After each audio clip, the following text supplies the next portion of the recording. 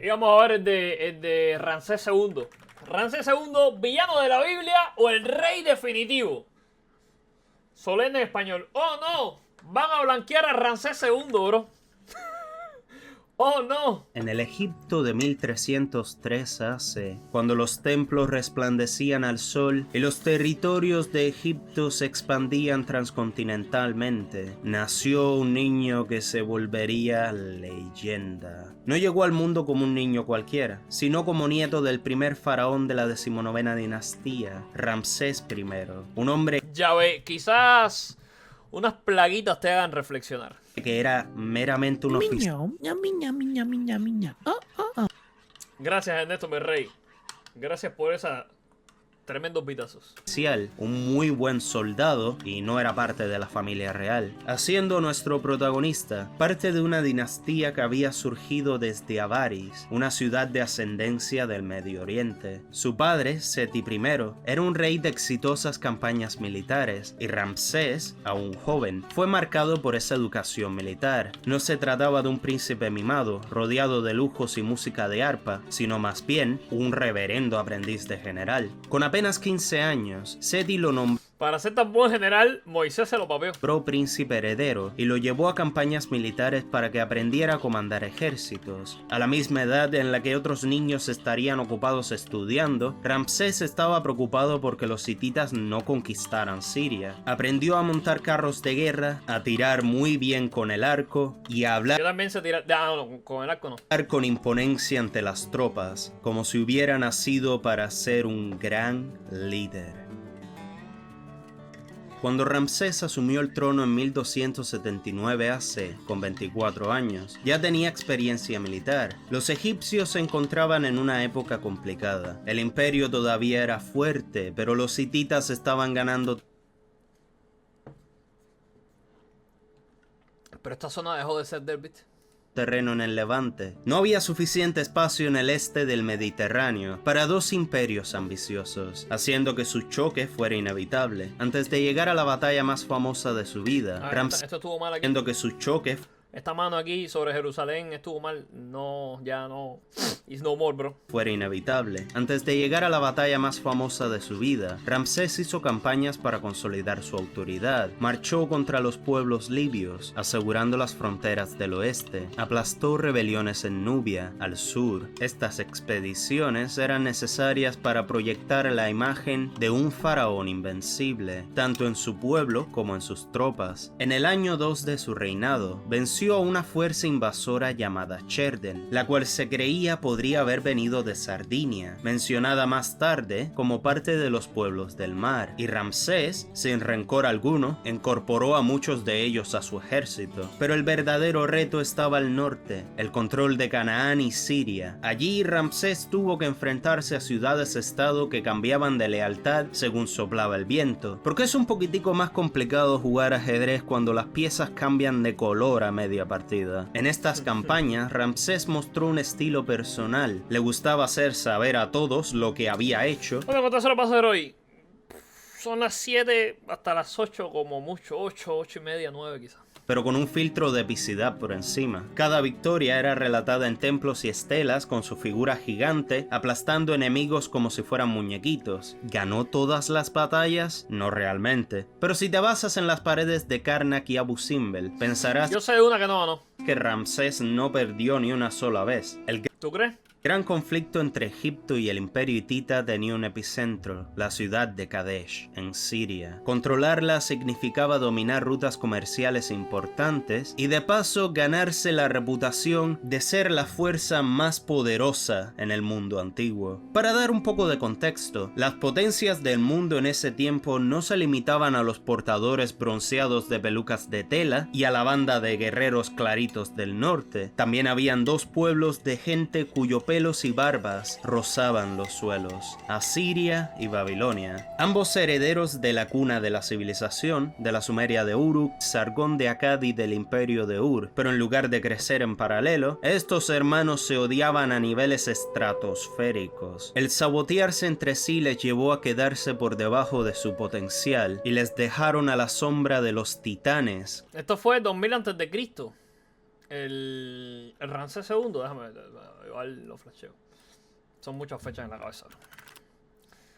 Hola, Ramsés segundo era ¿de qué año?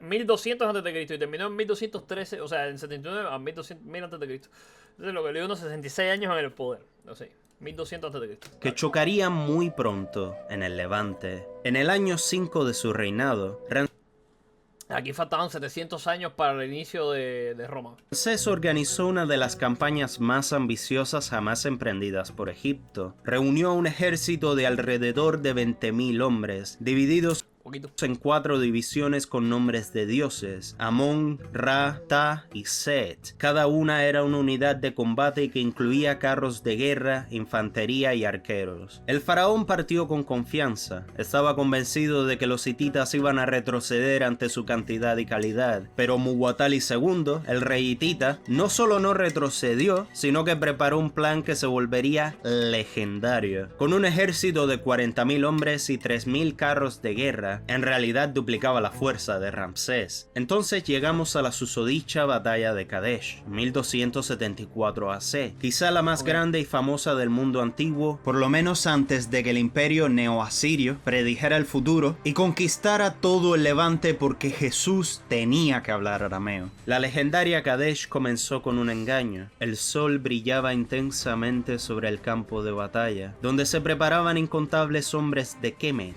listos para un enfrentamiento que marcaría la historia. 2 supuestos desertores hititas se presentaron ante Ramsés, asegurándole que el rey Muwatalli estaba muy lejos, y el faraón, confiado en la información proporcionada, avanzó rápidamente hacia Kadesh con su división de Amón, y las otras divisiones avanzarían poco después. Sin embargo, el engaño pronto Este chamaco es cubano, ¿eh? No, ¿qué tú crees?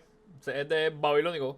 se reveló. La división de Amón fue emboscada por los carros hititas que emergieron desde las colinas y el río Orontes. El faraón, junto con sus carros, se encontraron rodeados por el enemigo. La situación era crítica y la batalla parecía perdida. A pesar de la desventaja, las fuerzas de Amón resistieron ferozmente, dando su vida para que no se acercaran al rey. Con el apoyo de las divisiones de Ptah y Ra, que llegaron oportunamente al campo de batalla, los egipcios lograron reorganizarse y lanzaron contraataque. La batalla se intensificó, con carros chocando y guerreros luchando cuerpo a cuerpo, llevando a la batalla de carros de guerra más grande de la historia, y a una batalla a un nivel tan inmenso que superaba la inmensa mayoría de los ejércitos de las cruzadas de la época medieval. Los registros describen a Ramsés encontrándose rodeado en medio de la batalla, llamando a sus soldados para que le apoyen, mientras ataca a cada hitita que se le acerca, pero estos, entre los muchos ruidos de la guerra, no pueden escucharle. Sin embargo, con la fuerza de Amón, el faraón logra encarar y derrotar una y otra vez a todo enemigo a su alrededor, hasta que se reúne con sus soldados. Tras tanto intenso combate, las fuerzas hititas fueron derrotadas tácticamente.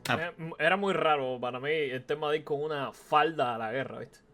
No sé qué tan incómodo sería el tema de moverse tú y correr sin un pantalón y con una falda loca esta. No sé qué tanta movilidad tenía. Eran muy raras estas peleas. Tenían que ser muy imprácticas. A pesar de superar en número al ejército de Ramsés, y se dieron la vuelta, comenzando a huir hacia la ciudad de Kadesh. Los egipcios, aunque agotados, persiguieron al enemigo, infligiendo más bajas. Sin embargo, la llegada de refuerzos hititas y la fuerte fortaleza de la ciudad impidieron una victoria para los egipcios. La batalla terminó sin un vencedor claro. Los hititas fueron humillados, pero Kadesh siguió estando en su poder. Así que el faraón hizo lo mejor que podía hacer y proclamó la victoria, utilizándola para reforzar su imagen y justificar sus acciones. La narrativa fue poderosa. Ramsés ordenó que se inscribiera la batalla en templos por todo Egipto. Para la posteridad, él nunca perdió. Luchó superado en número y se los papió. Era propaganda demasiado buena como para no aprovecharla. Tras Kadesh, las hostilidades continuaron durante años. Egipto y los hititas se enfrentaban en Siria en una guerra de desgaste, sin que ninguno lograra imponerse. Pero al final, la realidad fue la que se impuso. La guerra costaba demasiados recursos materiales y humanos, además de que ambos imperios tenían enemigos internos y externos más peligrosos que seguir peleando entre sí. En el año 21 de Ramsés II, se firmó el que se considera el primer tratado de paz internacional documentado de la historia. El acuerdo entre Ramsés y Hattusili III, hermano y... Esto es mentira.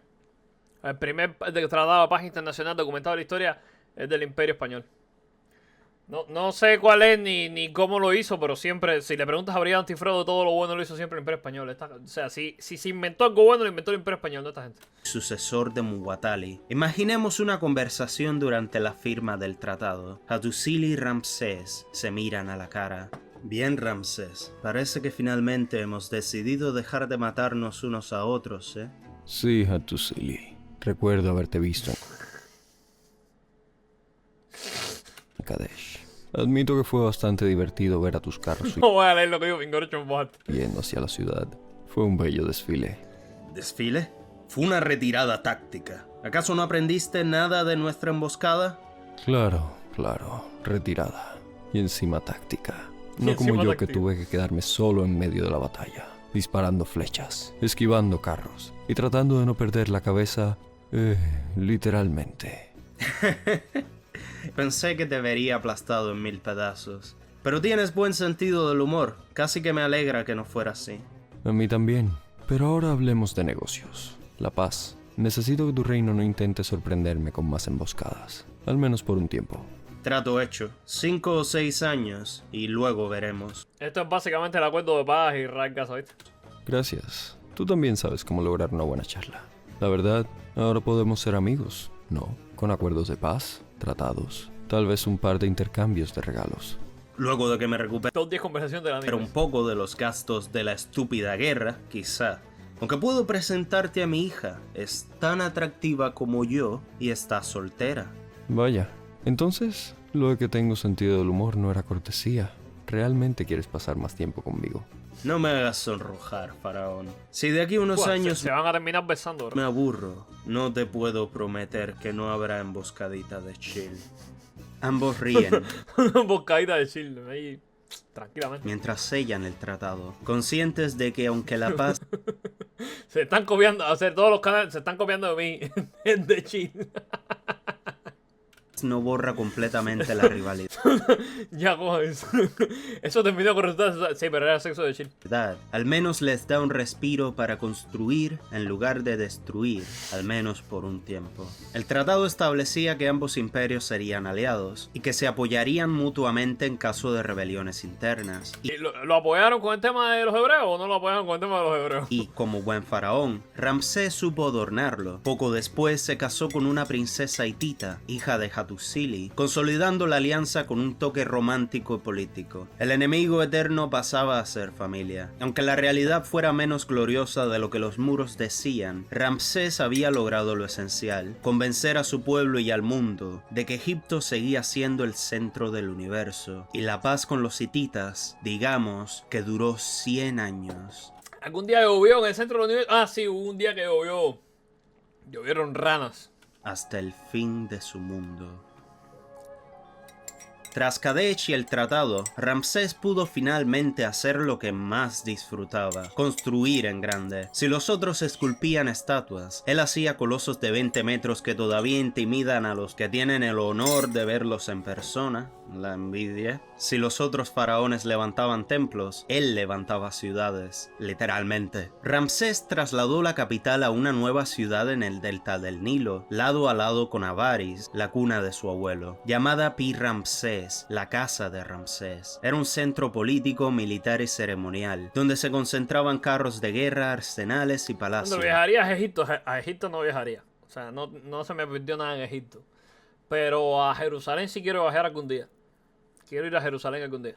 Pero su verdadero legado quedó en piedra, los templos. En Abu Simbel, Ramsés mandó tallar su propio rostro 4 veces en la fachada, y en el Ramesseum, su propio templo funerario. Casi parece que quiso dejar constancia de que él ¿Tú sabes el calor que tenía que haber en Egipto? ¿La locura es? y los dioses estaban al mismo nivel. Sin embargo, no todo fue mármol y gloria. Su largo reinado también trajo dificultades. Egipto se enfrentaba a presiones externas, con pueblos nómadas en Canaán a los cuales papiar y piratas merodeando por el Mediterráneo a los cuales papiar también. Odiseo, a ver cómo te digo que atacar un asentamiento egipcio no es muy legal que digamos, compadre. Aunque Ramsés repelió incursiones, la frontera norte nunca volvió a ser tan segura como en tiempos pasados. En su vida personal, Ramsés también fue exagerado. Se casó con al menos 8 esposas principales, entre ellas la célebre Nefertari, cuyo templo en Abu Simbel muestra un amor poco común en los relieves egipcios, pero también tuvo concubinas y llegó a engendrar... Hay una faraona con barba. Creo que se llamaba Hasetsu. Hashetsu. No. A ver. Faraona con barba. Así era Hashetsu. Que tenía barba por algún motivo. No sé si era que como era una faraona quería como demostrar más cosas, más poder así, y se puso una barba en el de esto, era una barba postiza, pero se hablaba de una faraona con barba, creo que era postiza, ¿no? Barba, faraón, arte digital, Hasetsu. No sé muy bien cuál es la historia, pero había una faraona con barba, por algún motivo.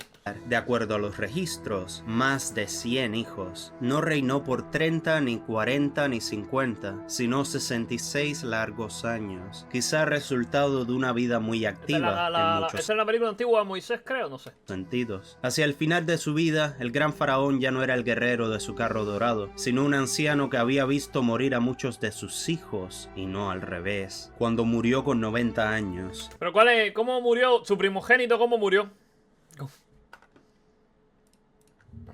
Quiero saber cómo murió el primogénito. Hola, ¿cómo murió el primogénito de Ramsés II? Hola, pues el primogénito de Ramsés II, que se cree que fue Amonher-Hepeshef, también conocido como Amuner-Kepeshef, murió de una manera que no está del todo clara. Hay varias hipótesis, pero no hay un registro definitivo. Algunas teorías sugieren que pudo haber muerto en batalla o por alguna enfermedad, ya que era un príncipe guerrero. En cualquier caso, es uno de esos misterios del Antiguo Egipto que todavía... Según la Biblia, ¿cómo murió? Bueno, si lo vemos desde la perspectiva bíblica, ahí la historia cambia un poco. En el relato del Éxodo se menciona que la 10ª plaga que cayó sobre Egipto fue la muerte de los primogénitos. Así que según la Biblia, el primogénito de Ramsés II, a menudo identificado con el faraón del Éxodo, habría muerto durante esa plaga, en una sola noche como parte de la liberación del pueblo de Israel. Se murió por deficiencia de falta de vida, claro, tiene sentido. Tiene sentido. En 1213 AC, Egipto había quedado marcado por su figura colosal. ¿Qué dice este por acá? Buenas, Pandrito, traigo 2 noticias de que estoy de trabajo. La primera, Javi Oliveira retó formalmente a Rigoberto a un debate presencial sobre el aborto. Segundo, Dios mío, vamos a tener cine. El general representante de USA que fue a la ONU amenazó a Cuba con que si no dejaba apoyarse en Venezuela serían los siguientes. Espero que leas, suerte en el stream. Que están buscando mis reyes. Ojalá y lo de Cuba llegue algo. Vamos a ver qué pasa. Entonces tomó el trono su hijo Merneptah con 70 años. Yo creo que es momento de que la dictadura de Cuba empiece a sentir miedo. Me parece razonable. Ño, Merneptah, hermano, qué cabrón. Lo siento mucho, compadre. Sus sucesores heredaron un reino que aún resplandecía, aunque lentamente empezaba a tener grietas y amenazas cada vez más grandes. Ramsés II fue enterrado en el Valle de los Reyes, en una tumba Esto fue un robo. Esto fue un robo. No me hablo de cómo los hebreos se los papearon. Esto fue un robo, bro. monumental.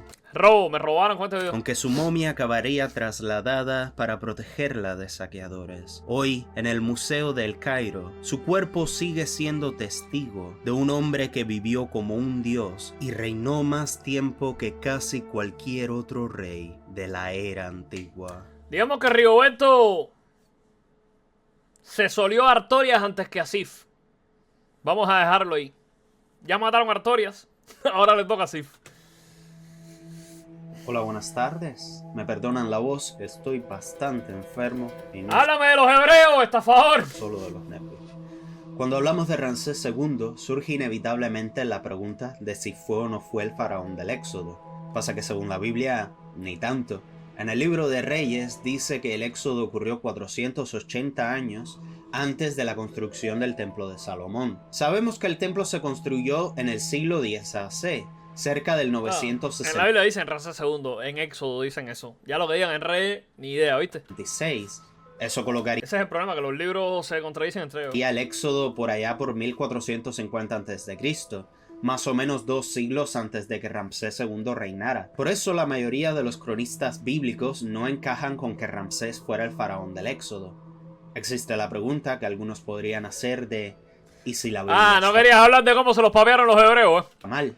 Pero eso te convierte en un tremendísimo hereje. Entonces, ¿por qué tantas películas e historias señalan a este como el faraón del Éxodo? Sobre todo la película del Príncipe de Egipto, una obra maestra. Bueno, principalmente porque el nombre Ramsés existe en el libro del Éxodo que tenemos hoy en día, el cual menciona que los hebreos construyeron la ciudad de Ramsés. Y claro, se tiende a asociar directamente, pero esta podría ser una de las muchas actualizaciones posteriores de la Biblia, ya que la ciudad originalmente se llamaba Avaris, hasta por allá por el 1300 a.C., en los tiempos de Ramsés. Otro ejemplo podría ser el hecho de que se menciona que Abraham venía de Ur de los Caldeos, pero Abraham vivió por allá por el 1900 o 1800 a.C., y los caldeos no se habían mencionado en ningún registro hasta por allá por el 1000 AC, 900 años después. Digamos que un cronista medieval dice que Julio César Me hipotéticamente estás cambiando las cosas, era Ramsés II, bro. No atiendo a fuentes externas. En Éxodo dicen claramente Ramsés II. La tienes muy adentro, se lo papearon los hebreos. conquistó Constantinopla, en lugar del nombre que tenían los tiempos de Julio César, Bizancio. Un Está blanqueando, anacronismo que dice. facilita la comprensión. No, pero a mí que no es yo no quiero argumentos lógicos. No, a mí no me está dando argumentos lógicos, ¿qué cosa es esto? históricamente correcto porque es imposible que la ciudad se llamara Constantinopla 300 años antes de que Constantino naciera. Y te preguntarás, ¿y por qué usar fuentes bíblicas cuando se pueden usar fuentes arqueológicas? Bueno, es que no existen. No existe evidencia alguna de un éxodo masivo de poblaciones desde Egipto, más allá de los hicsos, por allá por el 1550 AC. No se han No, hallado no existe, loco. A ver, vamos a buscar evidencia. Esta gente va ahí. Oye, qué chamaco más mentiroso, compadre.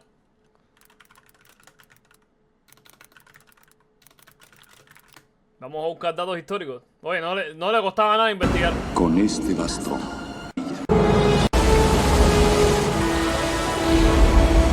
¿Qué te costaba investigar?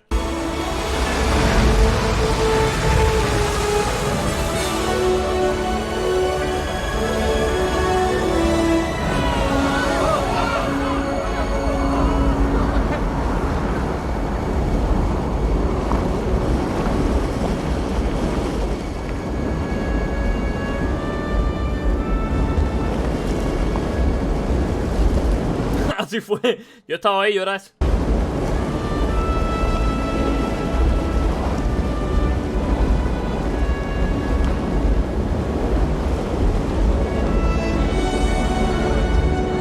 Cierto, la novia de Moisés.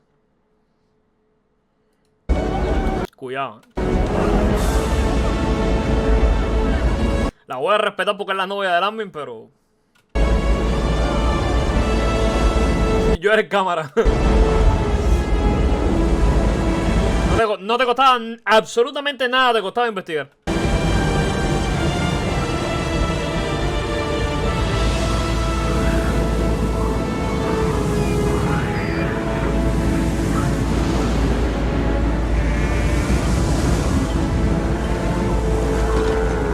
Si se dan cuenta, hay egipcios huyendo con ellos. Mira, estos son egipcios huyendo con ellos.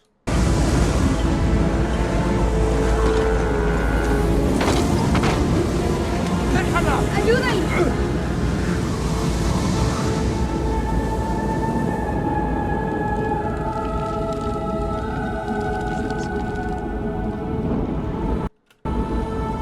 ¿Vieron el Leviatán?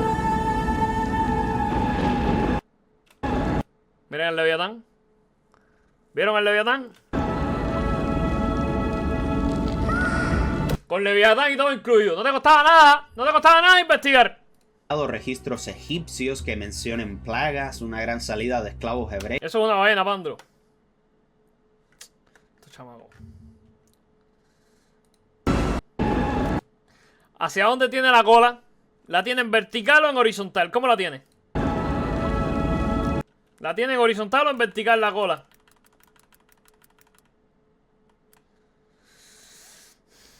¿La tiene en horizontal o en vertical? La tiene en vertical, ¿verdad? Bueno. ¿Cómo tiene la cola la ballena? ¿Cómo tiene la cola la ballena, tanque? ¿En horizontal o en vertical?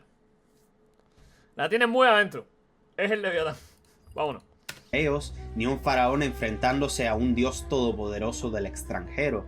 Y los egipcios, que registraban hasta el botín de cada batalla, difícilmente habrían pasado eso por alto, cuando era una oportunidad perfecta para hacer ¿Y tú cómo tienes la cola, Mandro? Ardida. propaganda. Algunos estudiosos sugieren que el éxodo podría haber sido una compilación de diferentes eventos a lo largo de los siglos. Expulsiones, migraciones y conflictos de pueblos semitas en Egipto, incluyendo los mismísimos hicsos, y que después se fusionaron en un relato único para facilitar la comprensión. Entonces, si Ramsés II no fue el faraón del éxodo, ¿quién fue? La mayoría Dudo, pero si el Leviatán es más como una serpiente animal.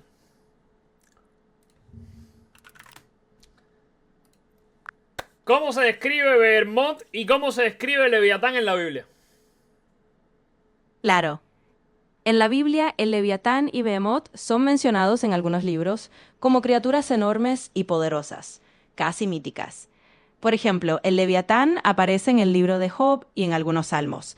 Se le describe como un monstruo marino o una gran criatura del océano, símbolo del caos y del poder que solo Dios puede dominar. ¿Me puedes dar una descripción física más exacta de Leviatán? Por supuesto.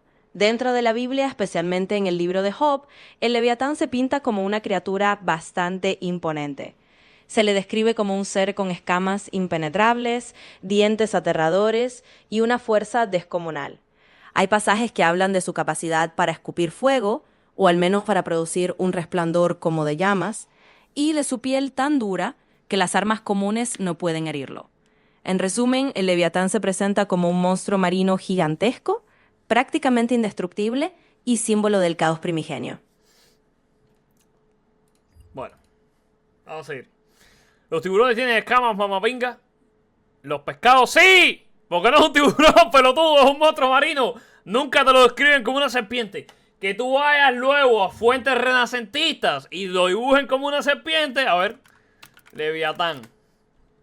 Que tú después vayas y hay algunas fuentes que te lo dibujen como una serpiente. Sobre todo, fuentes de cuadros románticos o renacentistas. Ah, bueno, pero yo vengo así y te digo, Thor, cuadro romántico. Romanticista. Y yo digo, ah, mira, me están pintando a Thor de rubio. Rubio, sí, exactamente como te dicen los textos nórdicos. Evidentemente, te lo describen exactamente rubio. Claro, por supuesto. Claro, te digo.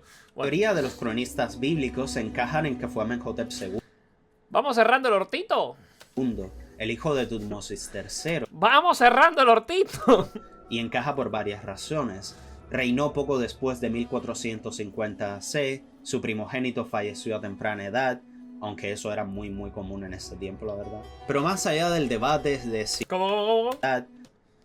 después de 1450 AC, su primogénito falleció a temprana edad. ¿De qué falleció su primogénito? ¿De qué falleció, Jan? ¿De qué falleció? ¿De qué falleció su primogénito? ¿Cómo se murió? Aunque eso era muy común en ese tiempo, la verdad. Pero más allá del Sobre todo en esa semana en específico. Esa noche en específico fue muy común el tema de los primogénitos. debate de si fue o no fue ese faraón, Ramsés II está muy lejos de ser recordado como un tirano. Fue un gobernante que A ver, era un dios egipcio. Creo que es difícil que no haya uno que no es un tirano. Pero... fue un guerrero, sí, pero también consolidó la paz con el mayor imperio de su tiempo, expandió la mentalidad egipcia y dio a su pueblo casi 7 décadas de estabilidad. Su legado está más asociado a la diplomacia, a la Sí, Hola, cuando se enterraba un faraón en el antiguo Egipto, en la época de Ramsés II específicamente, ¿cómo era el tema de que los sirvientes se enterraban junto con el faraón? Hola, claro, te cuento.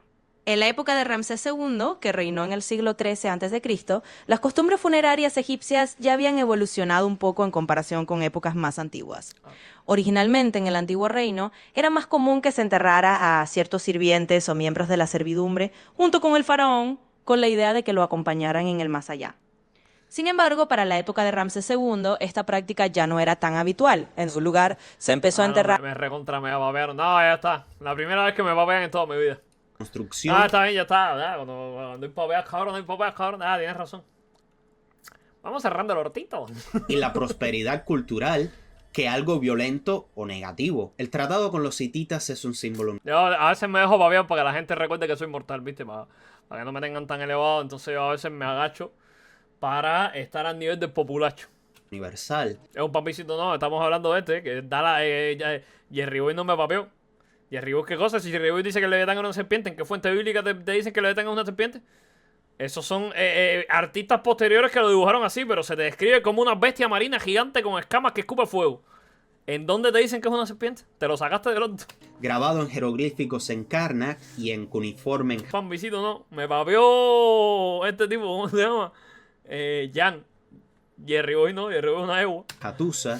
Es el único tratado antiguo que sobrevive en ambos idiomas, hasta el punto de que copias del tratado ¡Qué buena teta, Town! cuelgan de las Naciones Unidas como recordatorio del primer esfuerzo exitoso de progreso político entre grandes potencias. Así que aunque interpretaciones modernas puedan pintarlo como el villano del Éxodo, la historia nos muestra un Ramsés bastante diferente. No un opresor, sino un constructor de ciudades, diplomático, padre de decenas de príncipes, y el rival acérrimo del único imperio del tiempo que podía hacerle frente. Y hay un poema moderno sobre él, el cual lleva el nombre que los griegos le dieron a Ramsés, Ozymandias. ¿Por qué te bajó el volumen? Conocí a un viajero de tierras lejanas que me contó de una estatua en ruinas, 2 piernas enormes que aún se alzan, mitad enterradas en la arena infinita, y cerca yace un rostro roto, ceño orgulloso, labios fríos, mirada de orden y desprecio, Ahora te vemos, Jerry Boy, dame chance. que aún hoy reflejan que el escultor supo cómo inmortalizar esos rasgos. En el pedestal dice: soy Ozymandias, rey de reyes. Miren mis obras tan poderosas y sientan horror. Nada más queda. En torno a los restos, vacío absoluto. El desierto interminable, plano y callado. Abraza la... Este poema lo sacó una vez Dioscri en un video de para Juego del Sur 3.